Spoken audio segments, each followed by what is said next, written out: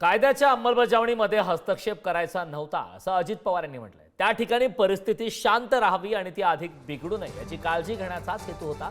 कायद्याप्रमाणे कठोर कारवाई करण्यासाठी कटिबद्ध असल्याचं उपमुख्यमंत्री अजित पवार यांनी प्रतिक्रिया दिली।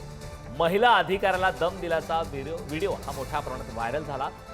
तर त्या व्हिडिओवरती आता अजितदादा पवार यांनी स्पष्टीकरण दिलंय। कर्तव्य बजावणाऱ्या महिला अधिकाऱ्यांबद्दल मला सर्वोच्च आदर आहे। व्हायरल क्लिपवर उपमुख्यमंत्री अजित पवार यांनी आता स्पष्टीकरण वरती पोस्ट करत अजित पवार यांनी हे स्पष्टीकरण दिलेलं आहे।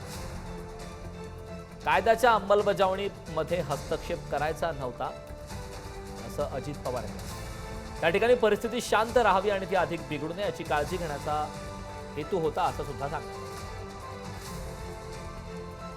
स्पेशल ऑफिसर ही हमको हाँ तो हमको उनको मदद करने का ही काम है सर। आपके साथ बोल रहा हूँ, मैं आपको आदेश देता हूँ कि वो रुकवाओ और आप जाओ और तहसीलदार को बताओ कि अजित पवार जी का फोन आया था। डिप्टी चीफ मिनिस्टर ने मुझे कहा ये सब रुकवाने के लिए, क्योंकि अभी मुंबई में जरा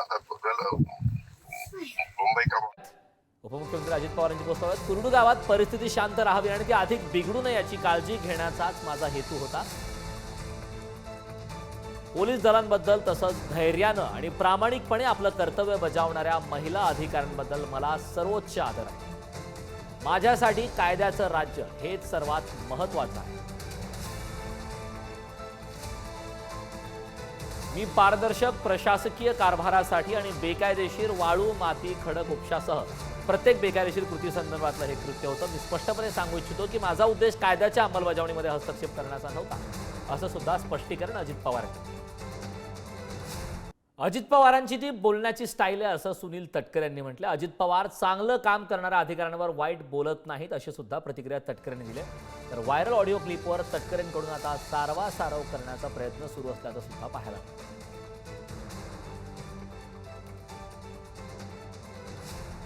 मला असं वाटतं अजित पवारांना एक गोष्टीचं भान ठेवायला हवं की त्या IPS ऑफिसर आहेत आणि त्या अतिशय उच्च शिक्षित आहेत आणि स्वतःची पातळी सांभाळून, म्हणजे खरं तर असं म्हणू नये पण पातळी सांभाळून त्यांनी वागणं गरजेचं आहे। प्रत्येकाला शहाणपण शिकवायला जातात आणि आज जे त्यांनी केलं ते अतिशय डिस्टर्बिंग आहे। कुठल्याही प्रकारे त्या ऑफिसरला जर त्रास झाला, त्यांची बदली केली, त्यांना कुठल्याही प्रकारे त्यांचा छळ झाला तर मात्र अजित पवार तुम्हाला आम्ही सोडणार नाही। कि कहीं शिकायत आए गई, कोई इलीगल एक्सकैवेशन हो जाए तो उन्होंने देखना उनका भी फर्ज है। वो गए वहाँ तो उनको दोष नहीं, अधिकारियों का दोष मैं यहाँ मानता नहीं। और दादा उनके साथ बात करते हैं, वो तो नॉर्मल उसमें डेमोक्रेसी में चलता है। जब जनता का कुछ प्रश्न निकलते हैं, कोई ऐसा प्रसंग आता है तो वो नेताओं को फोन करते हैं और दादा की वो स्टाइल है कि वो इमीडिएटली वो हल करने की वो कोशिश करते हैं। और अधिकारी को कभी भी दादा ने एक बात दादा पब्लिक मीटिंग में, राष्ट्रवादी कांग्रेस पार्टी की मीटिंग में हर बार बोलते हैं कि यदि मेरा कार्यकर्ता भी गलत काम करता होगा तो उसके ऊपर कार्रवाई होनी चाहिए। इसकी दादा स्पष्ट दादा की नीति है।